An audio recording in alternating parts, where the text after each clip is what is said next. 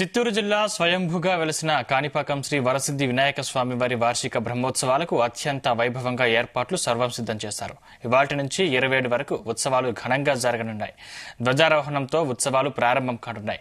తెల్లవారుజామున 3 గంటలకే గణనాథునికి ప్రత్యేక అభిషేకంతో పూజలు మొదలుపెట్టారు. రాత్రి 10 గంటల వరకు భక్తులకు సర్వదర్శనం కల్పించనున్నారు. ఇవాళ ఆర్జిత సేవలు పూర్తిగా రద్దు చేశారు. దేశంలో ఎక్కడా లేని రీతిలో 21 రోజుల పాటు కాణిపాకం ఆలయంలోనే బ్రహ్మోత్సవాలు జరుగుతాయని ఆలయ అర్చకులు వివరించారు. చవితి రోజు గణనాథుడి వ్రతం కళ్యాణం నిర్వహించనున్నట్టుగా తెలిపారు.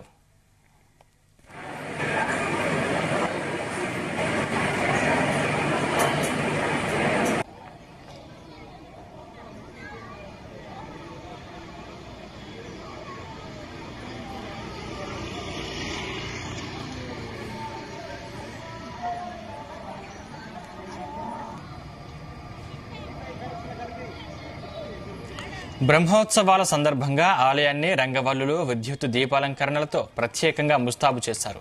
ప్రధాన ఆలయంతో పాటు అనుబంధ ఆలయాలైన మణికంఠేశ్వర స్వామి ఆలయం, వరదరాజస్వామి ఆలయం ప్రత్యేక అలంకరణలు చేశారు.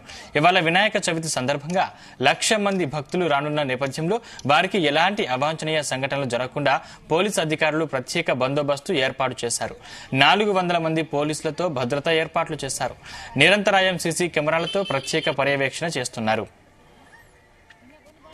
కాణిపాక నివాసాయ కామితార్థ ప్రదాయని కైవల్యానంద రూపాయ శ్రీ గణేశాయ మంగళకరుడైనటువంటి కామితార్థాలన్నీ కూడా తీర్చేటువంటి శ్రీ స్వయంభూ వరసిద్ధి వినాయక స్వామి వారి దివ్యక్షేత్రం కాణిపాకం నందు 7వ తేదీ నుంచి 27వ తేదీ వరకు అంటే 21 రోజుల పాటు బ్రహ్మోత్సవ సంరంభం ప్రారంభమవుతున్నది.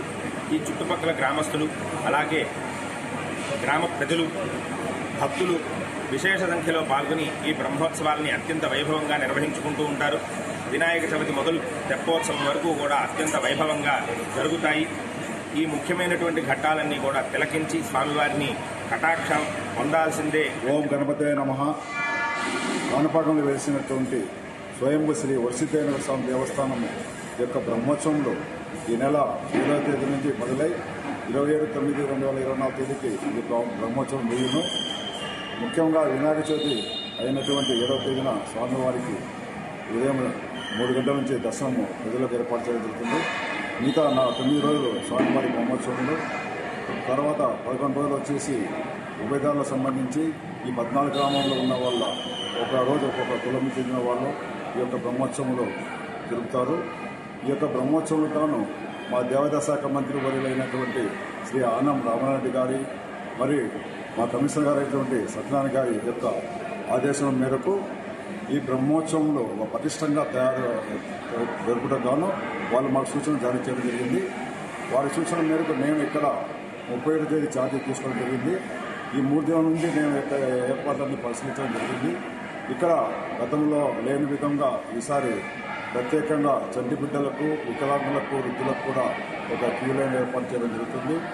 సామాన్య భక్తులకు ఈ యొక్క బ్రహ్మోత్సవంలో